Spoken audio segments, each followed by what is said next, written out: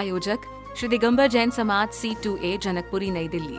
संरक्षक doctor SK Jain, सेठ धर्मचंद जैन, प्रधान राजेश जैन, उप प्रधान भीम सिंह जैन, सचिव राजेंद्र जैन, सह सचिव मनीष जैन, कोषाध्यक्ष अतुल जैन, भंडारी संदीप जैन, संयोजक सचिन जैन, पुनीत जैन, सुनील जैन, सदस्यगण पंकज जैन, सुभाष जैन, कुणाल जैन, अजय जैन, मितेश जैन, नवीन जैन।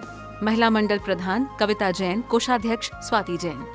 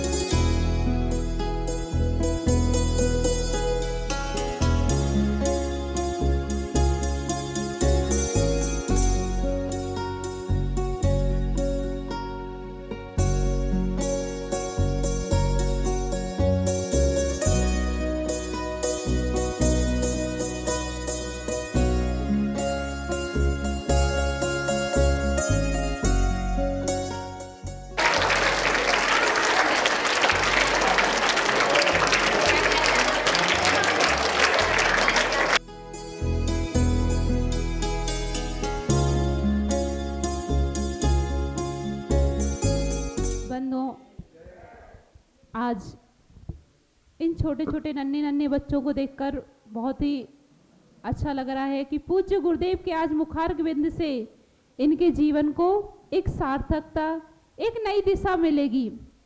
क्योंकि पूज्य गुरुदेव हमेशा कहा करते हैं कि अगर हमारे जीवन में कोई संस्कार देता है तो वो 3 ही सदस्य होते हैं।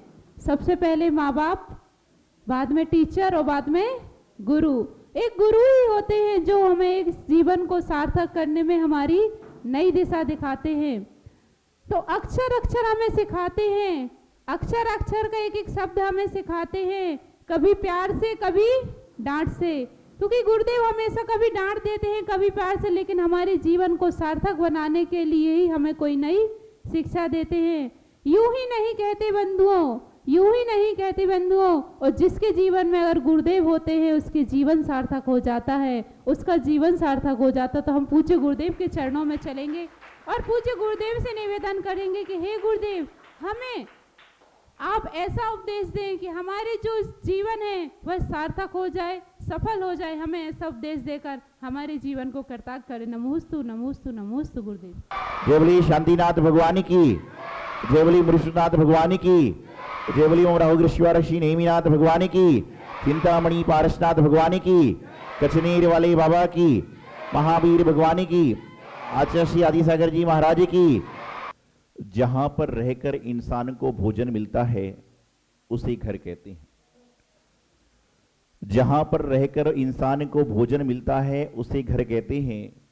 जहां पर रहकर बच्चों को प्यार दुलार मिलता है उसे ननिहाल कहते हैं।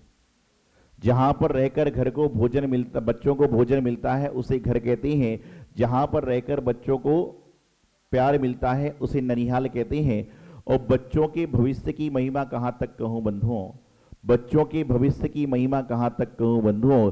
जहां पर रहकर बच्चों को प्यार दुलार भोजन और नैतिकता की शिक्षा मिलती है उसे विद्यालय कहते हैं, उसे विद्यालय कहते हैं। आज बड़ा सुंदर सा प्रसंग है कि मुझे AGDSS आदर्श जैन धार्मिक शिक्षा सदन में बोलने का अवसर मिल रहा है। सालों पूर्व हम भी आपकी भांति बैठते थे, कोई जैन गुरु, कोई धर्म गुरु, स्कूल में आते थे और उनको सुनकर मन प्रसन्न होता था कि आज गुरु का दर्शन हुआ, गुरु का संबोधन हुआ।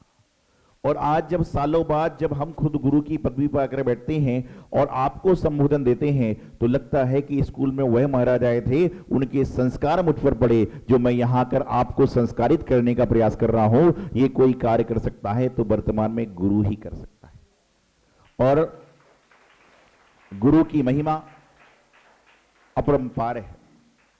जीवन में गुरु एक नहीं होते।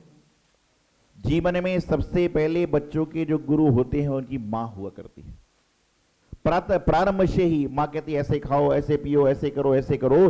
प्रारंभ से ही गुरु मां हो जाया करती है, पिता हो जाया करते हैं, लौकिक शिक्षा देने वाले जो आपके प्रिंसिपल सर ये हो जाया करते हैं।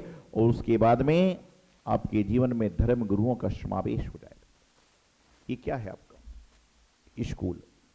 आज से हम 20 साल पहले यदि स्कूल में पढ़ते थे तो उसको क्या कहा जाता था? विद्यालय। आलय उसको कहते हैं जहां पर रहने का स्थान होता है। घर में पहले आले बने होते थे, कहते थे आले में सामान रख दीजिए।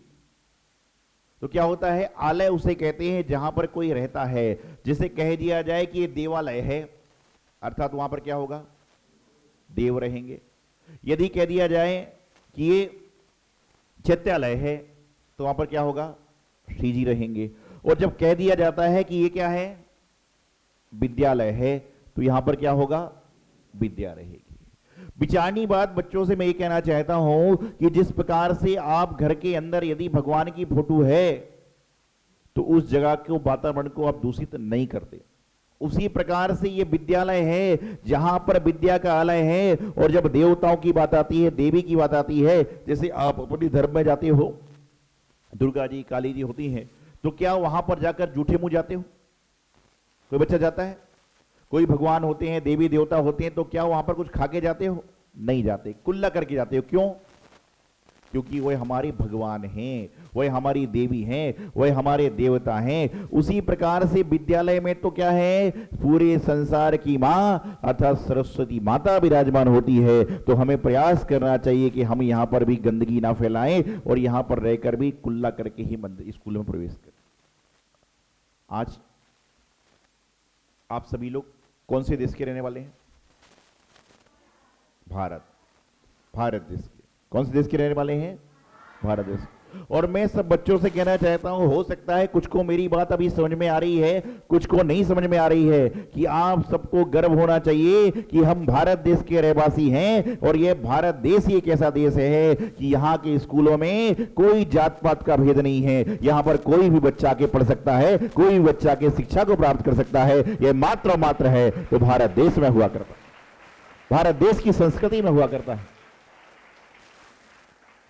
भारत देश की संस्कृति वह संस्कृति है कि जहां पर एक तरफ जैन मंदिर है, एक तरफ गुरुद्वारा है, एक तरफ मस्जिद है, एक तरफ चर्च है और एक तरफ राम भगवान का मंदिर है। और आज आप सब बच्चे उस देश में जन्म लेकर उस देश का पानी हवा खा रहे हो जहां पर कोई जात पात का भेद नहीं।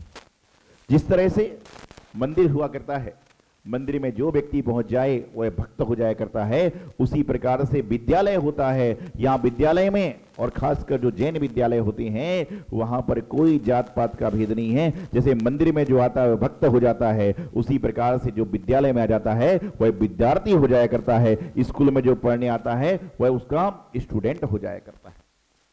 समझना है, जानना है कि कैसे चलना। बड़ी प्रसन्नता हुई जब मालूम चला कि स्कूल की स्थापना 1972 में हुई। सन 1972 में स्कूल की स्थापना हुई और आज आप मान के चलिए कि लगभग आपके स्कूल को स्थापित होके 50 वर्ष से अधिक हो गए और 50 साल से आपका स्कूल चल रहा है। ये कितने पुण्य की बात है। जिन्होंने स्थापना में पढ़ा होगा पता नहीं वो कहां पहुंच गए, क्योंकि 50 साल का तो कोई बच्चा नहीं, हमारी उम्र 50 नहीं है, तो 50 साल का तो कोई मौजूद व्यक्ति नहीं होगा। लेकिन मैं समझता हूं कि धन्यवाद सब बच्चों को उनका देना चाहिए जिन्होंने स्कूल की पहली नींव रखी होगी। वह इतनी मजबूत नींव रखी कि आज इतनी सुंदर सी इमारत बन गई है। धन्यवाद, सबसे पहला नमन उनको करना चाहिए जिन्होंने उस समय एक एक ईंट को जोड़कर विद्यालय बनाया।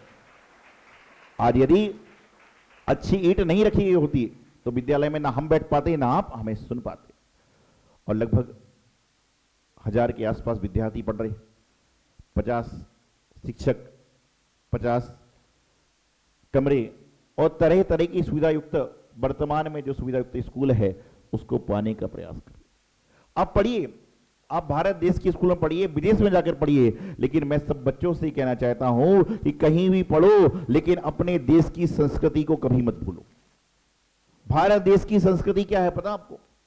यहां पर पहले खिलाया जाता है और उसके बाद में खाया जाता है। ये भारत देश की संस्कृति है और उस बात को ये 5 साल का बच्चा और वो 25 साल का बच्चा भी मेरी बात को समझेगा तो ये कहीं पर भी रहे देश की संस्कृति में रहेगा। इसीलिए तो चाहे हिंदू हो, चाहे जैन हो, चाहे कोई भी संप्रदाय का बच्चा हो, उनको कहा जाता है कि पहले मंदिर में जाना और मंदिर में कुछ चढ़ाकर आना। क्यों? क्योंकि पहले यहां पर देने की बात है, बाद में लेने की बात। तो भारत देश की संस्कृति चल रही है। आप सभी ने कहा कि आप कौन से देश में रहते हो, मातृभाषा कौन सी है? पक्का पता है? हिंदी है। तो हिंदी जो है हमारी मातृभाषा है, लेकिन उसी के अंदर जब इंग्लिश में हम पढ़ते हैं तो सबसे पहला अक्षर इंग्लिश में क्या पढ़ा जाता है? ए फॉर, सबको पता ना, ए फॉर एप्पल हुआ करता है। ये कौन सी देश की संस्कृति है? इंग्लिश की संस्कृति, विदेश की संस्कृति है। यहां पर ए फॉर एप्पल, एप्पल मतलब सेव, खाने की वस्तु। और जब हम भारत देश की संस्कृति में आते हैं तो हिंदी की वर्णमाला सबसे पहले कर देते हैं आ से अनार, अनार भी खाने के काम में आता है। एप्पल अर्थात सेव भी खाने के काम में आता है। अर्थात भारत देश की संस्कृति आ से चालू होती है कि अनार मतलब खाओ, और विदेश की संस्कृति भी चालू होती है ए फॉर एप्पल मतलब खाओ। लेकिन जो विदेश की संस्कृति चालू होती है ए फॉर एप्पल से चालू होती है, और जेड फॉर क्या होता है? जेब्रा। जेब्रा क्या है? इंसान है कि जानवर है? जानवर है। जानवर को खाने क्या मिलता है?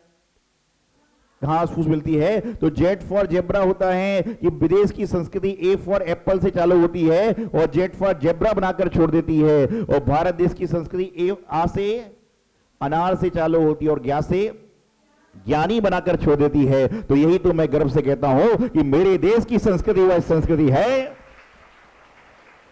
मेरे देश की संस्कृति वह संस्कृति है कि यहां पर खाने से प्रारंभ होता है लेकिन ज्ञानी बनाकर छोड़ दिया जाता है, और अन्यत्र देश की संस्कृति में खाने से चालू होता है और जेड फॉर जेब्रा बनाकर छोड़ दिया जाता है। ये हमारे देश की संस्कृति है।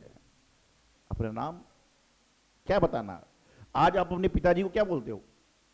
पापा क्या बोलते हो? डैड बोलते हैं। क्या बोलते हैं? एक दिन मैं आहार को जा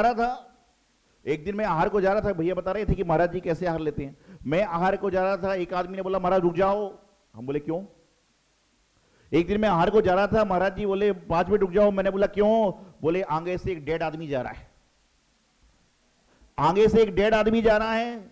मैंने कहा डेड तो तू भी है जो मुझे रोकने आया कि महाराज रुक जाओ, आगे से एक डेड आदमी जा रहा है। मैंने कहा डेड तो तुम भी हो। अरे बोले महाराज समझ जाओ, डेड मतलब डेड बॉडी जा रही है। अर्थात हमारे देश में जो व्यक्ति मर जाता है उसको कहा जाता है डेड, और तुम लोग अपने पिता को जीते जी डेड कहते हो, तो क्या तैयारी कर रहे हो? इसलिए प्रत्येक बच्चे को चाहिए कि माता पिता को माँ मम्मी कह के संबोधन करें और पिता को पापा पिताजी कहकर बाबा जी कहकर संबोधन करना चाहिए। डेड वेड की संस्कृति कहां है? जब फोन डेड हो जाता है तो कोई काम का नहीं रहता, गाड़ी डैमेज हो जाती है तो कोई काम की नहीं रहती। लेकिन यहां पर क्या है? मां मम्मी कहो ना। अरे मां का दर्जा कितना बड़ा है, देवी मां को मां कहा गया है, लेकिन देवी मां भी कहती है कि बच्चों पहले अपने घर की मां को खुश करके आना, उसके बाद में मंदिर वाली मां को खुश करके आना, मैं तुम्हें प्रसाद दूंगी। प्रत्येक बच्चे को चाहिए। आप अपने जन्मदिन के दिन, परीक्षा के दिन माता पिता के चरण स्पर्श हो। आज वह माता पिता जिन्होंने आपको इस योग्य बनाया कि तुम आज बैठ के बोल पा रहे हो, सबसे पहली शुरुआत वहां से होती। पढ़ने के बाद यहां से जो पढ़ के जाएंगे 12th क्लास तक स्कूल है, और मैं तो सोचता हूं कि मैं अब पहली बार जब यहां संबोधन करने आया तो 12th तक स्कूल है, अगली बार मुझे लाएं तो कॉलेज की स्थापना के लिए लाएं कि यहां पर एक सुंदर सा कॉलेज बने। 12th के बाद भी बच्चे ना भटकें, कि यहां पर पढ़ने के बाद बच्चा सीधा कॉलेज के बाद में सीधा पूरा बाहर जाए तो लगे। अरे जब पहली से 12वीं तक यहां पढ़ रहा है तो 12वीं के बाद उसको क्यों भटकना पड़े, उसको आगे की पढ़ाई की व्यवस्था भी यहां मिले तो निश्चित रूप से पूरा बच्चा कहेगा कि मैं पावापुरी नजफगढ़ के आदर्श विद्यालय कॉलेज में पढ़ा हूं और अपना जीवन अंगीकार कर रहा हूं। बीच में कहां से कनेक्शन आ रहा है? तो पढ़ने के बाद आप लोग विद्या प्राप्ति चाहते हो। प्रत्येक बच्चे को मैं नियम सूत्र देना चाहता हूं कि जब भी पढ़ने बैठो परीक्षा के समय बिल्कुल टेंशन फ्री होकर बैठो। एक 5 साल का बच्चा आया, मैंने कहा बड़ा चिंता में लग रहा है, क्या बात है? उसने मुझसे कहा क्या बताऊं यार, बहुत टेंशन है। एक 5 साल का बच्चा आया, स्कूल की वर्दी में था, मैंने पूछा क्या बात है? बोले क्या बताऊं यार, बहुत टेंशन है। इतना टेंशन में था उसको पता ही नहीं था किससे बात कर रहा है। मैंने पूछा टेंशन क्यों है? बोले कल मेरा एग्जाम है। टेंशन क्यों है? बोले मेरा कल एग्जाम है। अरे भाई मेरी बात ध्यान रखो, आज भी सफल व्यक्ति, चाहे वह सफल क्रिकेटर हो, सफल एक्टर हो, चाहे सफल संत हो, वह वही होते हैं जो एग्जाम के 24 घंटे पहले अपना बिल्कुल ठंडे दिमाग से बैठ जाते हैं। अरे डरते डरते एग्जाम क्या देते हो, बल्कि निडर होकर एग्जाम दो और इतनी तैयारी करो कि यदि 13 तारीख को पेपर है तो तुम तो सर से कहो कि मैं 11 तारीख को अपडेट होकर आ गया हूं, कहीं से भी कहीं पूछ लो, आपका एग्जाम सफल हो जाएगा। लेकिन यहां पर क्या हो रहा है? इंसान क्या करता है कि अपनी कॉपी को लेके एग्जाम हॉल तक पहुंचता है और उस चक्कर में टेंशन में आ जाता है। कभी भी सफल होना है बच्चों, मेरी बात ध्यान सुनो, जब आपके हाथ में पेपर आता है, एग्जाम का पेपर आता है ना, तो सबसे पहले आप कौन सा क्वेश्चन देखते हो बताओ मुझे? अधिकांश बच्चे वह क्वेश्चन देखते हैं जो हमें आता नहीं है, और सफल होना है तो सबसे पहले वह क्वेश्चन सॉल्व कर लो जो आपके आते हैं। अतः 100 में 70 तो पक्के हो गए और बचे हुए 30 पे क्या करो, दिमाग लगाओ। लेकिन हम 30 के चक्कर में अपने 70 भी खो देते हैं। अरे जितना आता उतना तो करो, बाकी बचे हुए के बाद में देखेंगे। सफल होने का सूत्र यही है। दूसरी बात, कभी भी व्यसन से दूर रहो, अर्थात कभी भी शराब मत पीना, तंबाकू मत खाना, सिगरेट मत पीना, आदि आदि गलत काम, चोरी डकैती आदि मत करना, कभी भी जुआ मत खेलना। क्योंकि यदि आपने बड़े होकर शराब की बोतल को हाथ लगाया तो लोग कहेंगे कैसा बच्चा है, कौन से स्कूल में पढ़ा है, तो आपका नाम, माता पिता का नाम, गुरु का नाम और स्कूल का नाम खराब होगा। सभी बच्चों को संकल्प करना चाहिए कि हम अपने जीवन में, सभी लोग हाथ जोड़ो, बोलो मेरे साथ, बोलना सभी लोग, हम सभी संकल्प करते हैं कि कभी भी कोई भी, जोर से बोलो, गलत क्रिया को, गलत वस्तु को खाएंगे पिएंगे नहीं।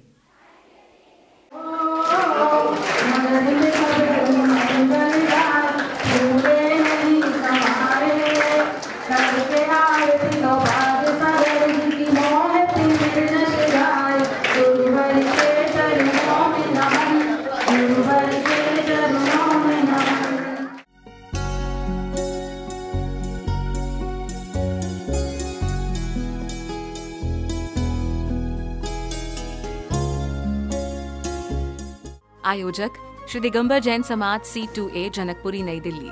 संरक्षक डॉक्टर SK जैन, सेठ धर्मचंद जैन, प्रधान राजेश जैन, उप प्रधान भीम सिंह जैन, सचिव राजेंद्र जैन, सह सचिव मनीष जैन, कोषाध्यक्ष अतुल जैन, भंडारी संदीप जैन, संयोजक सचिन जैन, पुनीत जैन, सुनील जैन, सदस्यगण पंकज जैन, सुभाष जैन, कुणाल जैन, अजय जैन, मितेश जैन, नवीन जैन।